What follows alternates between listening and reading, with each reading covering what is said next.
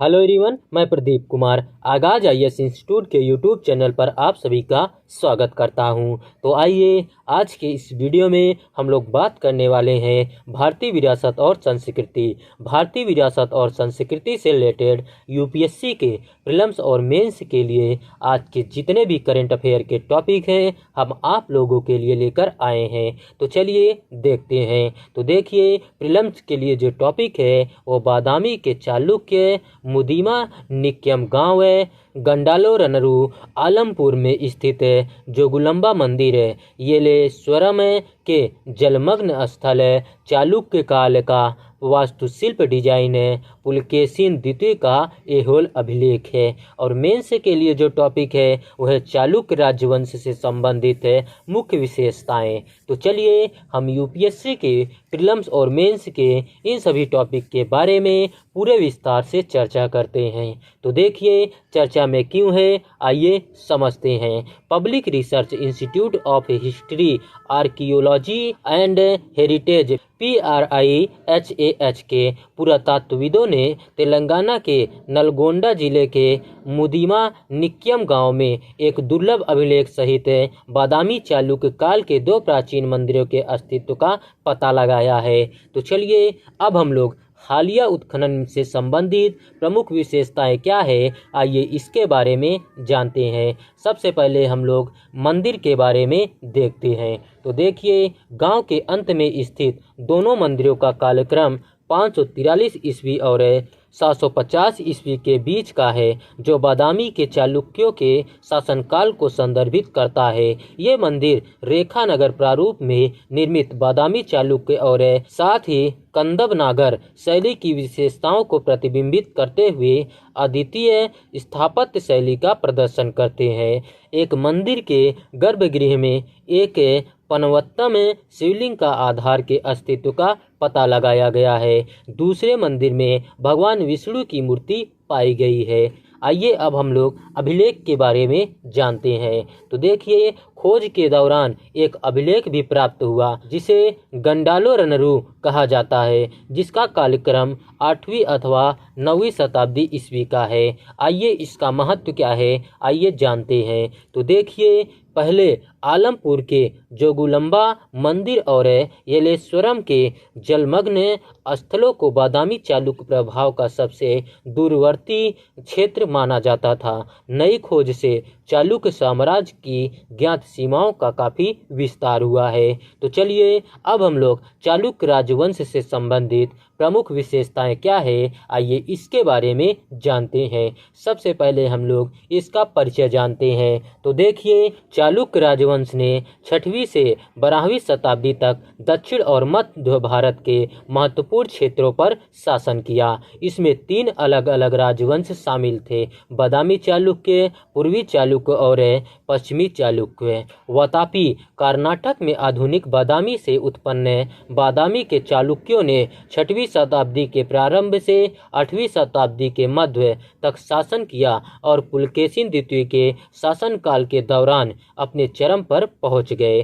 पुलकेशिन द्वितीय के शासनकाल के बाद पूर्वी चालुक्य पूर्वी दक्कन में एक स्वतंत्र साम्राज्य के रूप में उभरे, जो 11वीं शताब्दी तक वेंगी वर्तमान आंध्र प्रदेश में के आसपास केंद्रित था। 8वीं शताब्दी में राष्ट्रकूटों के उदय ने पश्चिमी दक्कन में बादामी के चालुक्यों पर प्रभुत्व स्थापित किया। हालांकि उनकी विरासत को उनके वंशजों पश्चिमी चालुक्यों द्वारा पुनर्जीवित किया गया था, जिन्होंने 12वीं शताब्दी के अंत तक कल्याणी कर्नाटक में आधुनिक बसव कल्याण पर शासन किया था। तो चलिए अब हम लोग इसके नींव के बारे में देखते हैं। तो देखिए, पुलकेशिन प्रथम लगभग 535 से 566 ईस्वी को बादामी के पास एक पहाड़ी को मजबूत करने एवं चालुक्य राजवंश के प्रभुत्व की नींव रखने का श्रेय दिया जाता है। बादामी शहर की औपचारिक स्थापना कीर्ति वर्मन 566 से 597 द्वारा की गई थी, जो चालुक्य शक्ति एवं संस्कृति के केंद्र के रूप में कार्यरत थे। तो चलिए अब हम लोग इसके राज्य व्यवस्था एवं प्रशासन के बारे में जानते हैं। तो देखिए, चालुक्यों ने प्रभावी शासन के लिए अपने क्षेत्र को राजनीतिक इकाइयों में विभाजित करते हुए एक संरचित प्रशासनिक प्रणाली लागू की। इन प्रभागों में विषयम, राष्ट्रम नाडु तथा ग्राम शामिल थे। तो चलिए अब हम लोग इसके धार्मिक संरक्षण के बारे में जानते हैं। तो देखिए, चालुक्य शैव और वैष्णव दोनों धर्मों के उल्लेखनीय संरक्षक थे। मुख्य धारा के हिंदू धर्म से परे चालुक्यों ने जैन धर्म एवं बौद्ध धर्म जैसे अन्य संप्रदायों को भी संरक्षण दिया, जो धार्मिक विविधता के प्रति उनकी प्रतिबद्धता का उदाहरण है। पुलकेशिन द्वितीय के कवि साहित्यकार रवि कीर्ति एक जैन विद्वान थे। यात्री वेनस्वांग के अनुसार चालुक्य क्षेत्र में कई बौद्ध केंद्र थे, जिनमें हीनयान एवं महायान संप्रदाय के 5000 से अधिक अनुयायी रहते थे।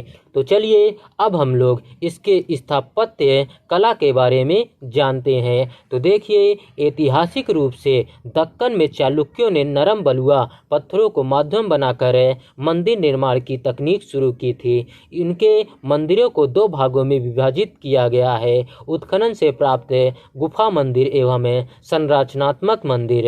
बादामी संरचनात्मक एवं उत्खनन दोनों प्रकार के गुफा मंदिरों के लिए जाना जाता है। पत्तदकल एवं ऐहोल संरचनात्मक मंदिरों के लिए भी लोकप्रिय है। तो चलिए अब हम लोग इसके साहित्य के बारे में देखते हैं। तो देखिए, चालुक्य शासकों ने शास्त्रीय साहित्य एवं भाषा के प्रति अपनी प्रतिबद्धता को प्रदर्शित करते हुए आधिकारिक शिलालेखों के लिए संस्कृत का उपयोग किया। संस्कृत की प्रमुखता के बावजूद चालुक्यों ने कन्नड़ जैसी क्षेत्रीय भाषाओं के महत्व को भी स्वीकार किया और साथ ही उन्हें लोगों की भाषा के रूप में मान्यता दी। चित्रकला, आइए अब हम लोग इसके चित्रकला के बारे में जानते हैं। तो देखिए, चालुक्यों ने चित्रकला में वाकाटक शैली को अपनाया। बादामी में विष्णु को समर्पित एक गुफा मंदिर में चित्र पाए गए हैं। तो चलिए अब हम लोग पुलकेशिन द्वितीय का ऐहोल शिलालेख क्या है, आइए इसके बारे में जानते हैं। तो देखिए, कर्नाटक के ऐहोल में मेगोडी मंदिर में स्थित ऐहोल शिलालेख चालुक्य इतिहास और उपलब्धियों में अमूल्य अंतर्दृष्टि प्रदान करता है। ऐहोल को भारतीय मंदिर वास्तुकला का उद्गम स्थल माना जाता है। प्रसिद्ध कवि रवि कीर्ति द्वारा तैयार किया गया यह शिलालेख चालुक्य राजवंश विशेष रूप से राजा पुलकेशिन द्वितीय को एक गीतात्मक श्रद्धांजलि है, जिसे सत्रश्रय के अवतार के रूप में सराहा जाता है। शिलालेख में विरोधियों पर चालुक्य वंश की विजय का वर्णन है, जिसमें हर्षवर्धन की प्रसिद्ध हार भी शामिल है। तो चलिए आज का वीडियो यहीं पर समाप्त होता है। तो देखिए, अगर आप लोगों को इसका PDF चाहिए तो इसका PDF आप लोगों को टेलीग्राम चैनल पर मिल जाएगा। टेलीग्राम चैनल का नाम है आगाज IAS इंस्टीट्यूट और टेलीग्राम चैनल का लिंक है आप लोगों को इस वीडियो के डिस्क्रिप्शन में भी मिल जाएगा। आप लोग यहां से भी जाकर टेलीग्राम चैनल को ज्वाइन कर सकते हैं और PDF डाउनलोड कर सकते हैं। तो चलिए अब हम लोग मिलते हैं नेक्स्ट वीडियो में। धन्यवाद। Keep learning, keep growing.